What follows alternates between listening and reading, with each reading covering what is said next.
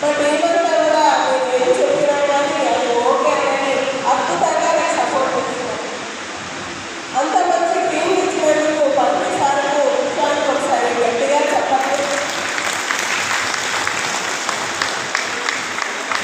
మాకు ఒక చిన్న లోటు, ఏ లోటు అంటే మేము సెంటర్ ఓపెన్ చేసినప్పుడు ఒకరింట్లో సెంటర్ ఓపెన్ చేయడం జరిగింది. తర్వాత అక్కడి నుండి ఇంకొక ఇంటికి మారింది, అక్కడి నుండి ఇంకొక ఇంటికి మారింది. మళ్ళీ ఇలా ఇల్లు మారుకుంటూ 3 చోట్ల మారడం జరిగింది. వాళ్ళు కూడా అక్కడ కూడా మాకు కరెక్ట్గా వసతి లేదు, డిస్టర్బెన్స్ అవుతుంది. ఎలా అనేది ఎమ్మెల్యే దగ్గరికి పోయి కలవడం కలిస్తే ఆయన అమ్మ మీకు స్థలం తర్వాత కానీ ముందు మీరు రెడ్ క్లాస్ బిల్డింగ్లో చేసుకోండి కార్యక్రమాలని చెప్పి.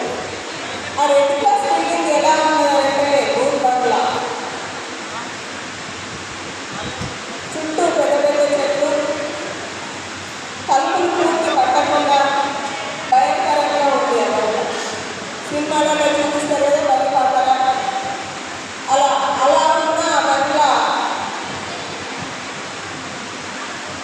ఈ ఊరు బంగ్లాలలో విరిగిపోయిన పలిపోయిన సామాన్లు ఉంటాయి కానీ అందులో బాడీ ఫ్రీజర్లే ఉంది. అలాంటి బిల్డింగ్ చూసేసరికి మా వాళ్ళంతా చాలా భయపడ్డారు. సరోజ మేడం అని ఇక్కడికి వచ్చిందాము 3 గంతులేసి బయటకు వెళ్ళిపోయింది. మేడం మనకి వద్దు ఆత్మలేఖ ఉంటాయి కానీ అదే మాకు కావాలి, ఎందుకంటే ఇదైతే మాకు ఇందులో ఎవరు రాదు, కొన్ని బాగు చేసుకుంటాము, దీన్నే సరిగ్గా ఇందులోనే ఒక బిల్డింగ్ కూడా కట్టుకోవచ్చు అంటున్నాను. అంటే ఎందుకంటే నాకు బయట ప్రపంచం తెలియదు కదా, అది ప్రజా సంస్థలు ప్రపంచం వల్ల ఉందట. ఆ రెడ్ క్లాస్ బిల్డింగ్ సంస్థ ప్రజా సంస్థలే కదా, ఇది ప్రజా ప్రాపర్టీ కదా, మేము వాడుకోవచ్చేమో, మా పిఎస్ఎస్ఎల్ సొంతం కావాలి, ఇది నేనే సొంతం చేసుకున్నాము, ఇందులో ధ్యానం చేస్తే పత్రిసారి మాకు ఇస్తాడేమో అని నేను అనుకుంటాను.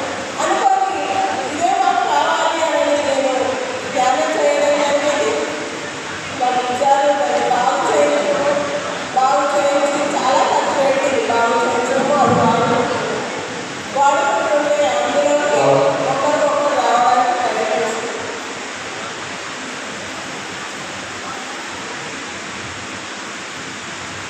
ఒకరికొకరు దాన్ని ఆక్రమించుకోవడానికి ప్రయత్నిస్తుంది. ఎందుకంటే నేను చాలా బాగా చేస్తున్నాము. ముందు పూల మొక్కలు చిన్న చోట చెట్లు పెట్టడము, కరెంట్ బిల్లులు, ఫ్యాన్లు, కూలర్లు,